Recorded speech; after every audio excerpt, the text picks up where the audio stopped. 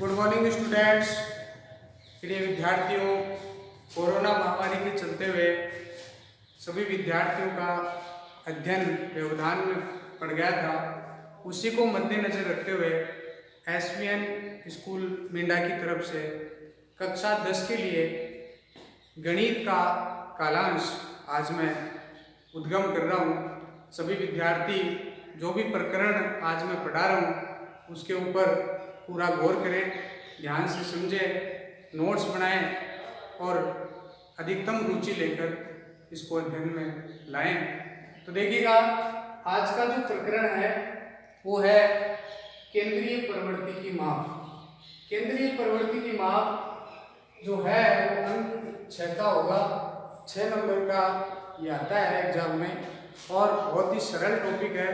सभी विद्यार्थी इसको अच्छी तरह से समझ सकते हैं। देखिएगा, आंकड़े जो होते हैं वो 2 प्रकार के होते हैं, अवर्गीकृत आंकड़े और वर्गीकृत आंकड़े।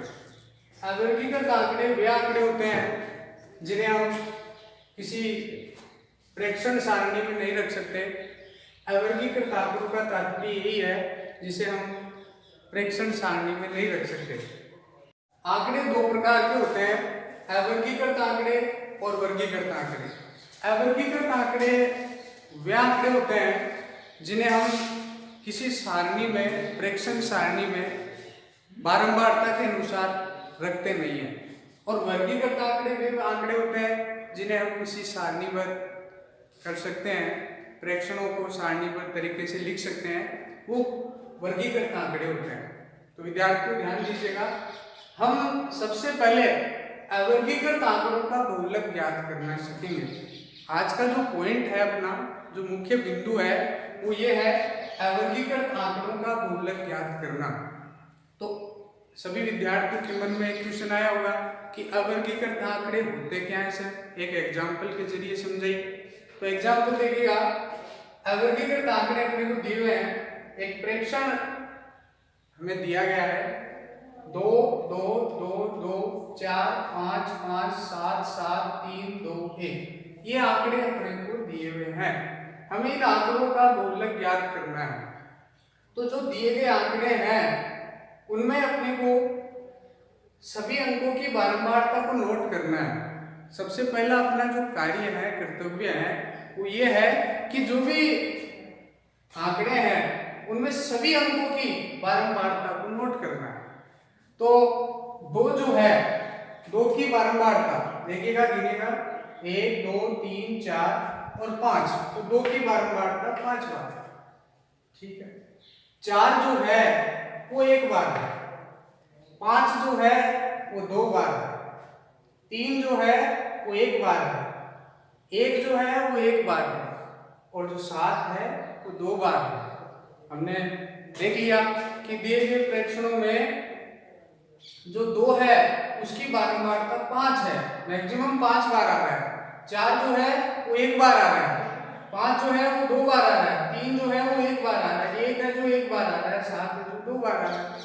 तो जो ज्यादा बार आ रहा है, जिसकी बारंबारता बार बार हो रही है, तो 2 की अधिकतम बारंबारता जो है वो 5 बार है। तो दिए गए आंकड़ों का बहुलक 2 होगा। यही कंसेप्ट लागू होता है इसमें कि जितने भी आंकड़े हैं उनमें सबसे ज्यादा जो है वो हमें बहुलक के तौर पर लिखना होता है। अब एक एग्जाम्पल और ले लेते हैं अपन। एग्जाम्पल 2 है, जैसे दिए गए आंकड़े अपने पास है, दिए गए आंकड़े 0.1, 0.5, 0.4, 0.3, 0.7, 0.1, 0.1, 0.5, 0.4, ये अपने आंकड़े हैं। 0.1, 0.5, 0.4, 0.3, 0.7, 0.1, 0.1, 0.5, 0.4। हमें वही कार्य करना है जिसकी बारंबारता ज्यादा है, वो इसका बहुलक होगा। तो 0.1 जो है उसकी बारंबारता देखिएगा 1 2 3, 3 बार। कितने बार है? 3 बार। और 0.3 0.3 जो है देखिएगा कितनी बार है, एक बार। ठीक है, अब देखिएगा 0.4 एक बार, दो बार। ठीक है, अब कौन सा अंक है, 0.5 0.5 कितनी बार है, दो बार। और 0.7 कितनी बार है, एक बार। सभी अंकों को गिन लेंगे एक बार, 1 2 3 4 5 6 7 8 9, 9 प्रेक्षण हो गए। 3 1 4 4 2 6 6 2 8 8 1 9, सही आ रहा है। तो अधिकतम बारंबारता किसकी है, 0.1 की 3 बार। दिए गए आंकड़ों में 0.1 की अधिकतम बारंबारता है 3, अतः दिए गए आंकड़े जो भी है 0.1 0.5 0.4 0.3 0.7 0.1 0.1 0.5 0.4, इनका बहुलक हो जाएगा 0.1। धन्यवाद। आपके सामने प्रकरण, अपना जो अगला प्रकरण है माध्य, उसके बारे में आपको समझाना चाहूँगा। माध्य किस प्रकार से ज्ञात किया जाता है।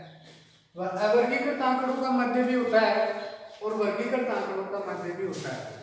एक कहावत भी है कि आंकड़ों के बिना कुछ भी नहीं चल सकता। सरकार को चाहिए आंकड़े और भैंस को चाहिए काकड़े। सरकार बिना आंकड़ों के नहीं चल सकती, उसी प्रकार बिना काकड़ों के, बिनौला के भैंस नहीं चल सकती। तो देखिए, आंकड़ों का खेल है, आंकड़ों का मध्य ज्ञात करना हमें सीखना है।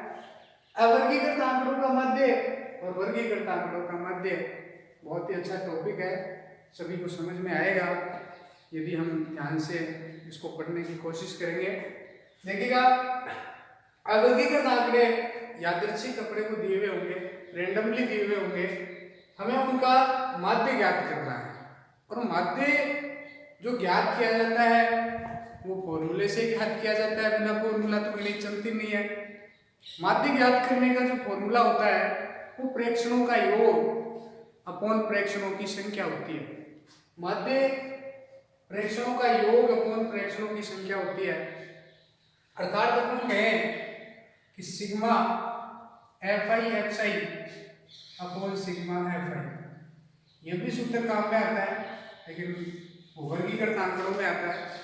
तो देखिएगा, हमें अवर्गीकृत आंकड़े दिए हुए हैं, एक एग्जाम्पल के जरिए अवर्गीकृत आंकड़ों का माध्य ज्ञात करना सीखते हैं। अवर्गीकृत आंकड़े हमें दिए हुए हैं जैसे 4 5 9 5 3 2 1, इन आंकड़ों का हमें माध्य ज्ञात करना है। तो देखिएगा, माध्य ज्ञात करने का जो सूत्र है वो प्रेक्षणों का योग अपॉन प्रेक्षणों की संख्या है। यानी कि प्रेक्षण, जितने भी प्रेक्षण हमें दिए हुए हैं उनका योग करना है। सबसे पहला जो कार्य है वो ये है कि प्रेक्षणों का योग करना है। तो 4 + 5 + 9 + 5 + 3 + 2 + 1 अपॉन जितनी इनकी संख्या है, आंकड़ों की जितनी संख्या है उनका भाग लगाना है।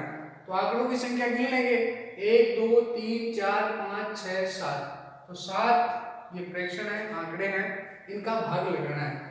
हम योग करते हैं, 5 4 9 9 9 18 18 5 23 23 3 26 27 28 29, आंकड़ों का जो योग हुआ वो 29 प्राप्त हुआ और आंकड़ों की संख्या 7 है। अब 29 में 7 का भाग देना है, तो 29 में 7 का भाग इस प्रकार से देते हैं, सभी को मालूम है, 7 चौक 28, 4 बार भाग चला जाएगा, शेष पर 1 बच जाएगा, भाग पॉइंट लग जाएगा, भाग टूट की 0, 7 एकम 7 बच गया 3, 0 लग जाएगा, 7 चौक 28। इस प्रकार से आगे चलता जाएगा भाग, लेकिन 2 अंकों तक हमें उत्तर निकालना है। तो 4.14 इन आंकड़ों का माध्य प्राप्त हो जाएगा। ये पहला जरिया है जिसके माध्यम से हम माध्य ज्ञात कर सकते हैं। लेकिन यही क्वेश्चन, इसी माध्य का क्वेश्चन यदि बदल जाए, किस प्रकार से दूसरा कंसेप्ट हमें क्लियर करना है। तो देखिएगा, जैसे अपने को आंकड़े दिए हुए हैं, दिए गए आंकड़ों का माध्य 4 दे रखा है, अब माध्य दिया हुआ है और हमें x का मान ज्ञात करना है। तो आंकड़े जो है वो इस प्रकार से है 2, 5, 7, x 3 और 4। जो ज्ञात नहीं है हमें x की वैल्यू ज्ञात करनी है। इन आंकड़ों का माध्य 4 दे रखा है और x का मान ज्ञात करना है। तो देखिएगा वही कंसेप्ट लगेगा, सूत्र तो वही लगने वाला है, माध्य बराबर प्रेक्षणों का योग अपॉन प्रेक्षणों की संख्या। तो प्रेक्षणों का योग कर लेंगे 2 + 5 + 7 + x + 3 + 4 अपॉन प्रेक्षणों की संख्या को गिन के लिख लेंगे 1, 2, 3, 4, 5 और 6। तो भाग लग जाएगा 6 का। और माध्य हमें दिया हुआ है, ज्ञात है, इन प्रेक्षणों का माध्य हमें ज्ञात है, वो 4 के बराबर है। तो बराबर में 4 रख देंगे। अब गिन लेंगे इनको, 5 और 2 कितना हो गया 7, 7 7 14 और 3 और 4 7, 14 और 7 21, 21 + x हो जाएगा अपॉन 6 यानी कि 6 बराबर 4 अपॉन जिसके नीचे कुछ नहीं होता वहाँ 1 होता है, बराबर 4/1 हो गया। अब क्या होता है, क्रॉस मल्टीप्लाई होता है, वज्र गुणा होता है। इस अंक को इस अंक से गुणा करना है, इसको इससे गुणा करना है, क्रॉस मल्टीप्लिकेशन। और मारवाड़ी में कहें तो कैंची गुणा हो जाएगा।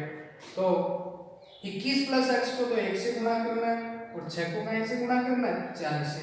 21 + x को 1 से गुणा किया 21 + x हो गया और 6 चौके कितना हो गया 24। देखिएगा अब 21 का पक्षांतरण हो जाएगा, तो पक्षांतरण से x बराबर क्या हो जाएगा 24 माइनस, ये प्लस का उधर जाते का ही ना हो जाएगा माइनस का, तो 24 माइनस का ही ना होगा 21 और 24 में से 21 गया तो कितना बच गया 3। तो इस प्रकार से x की वैल्यू कितनी प्राप्त हो गई 3। अब देख लो माध्य, इसको सही देखने का जो तरीका है इसको सही चेक करते हैं।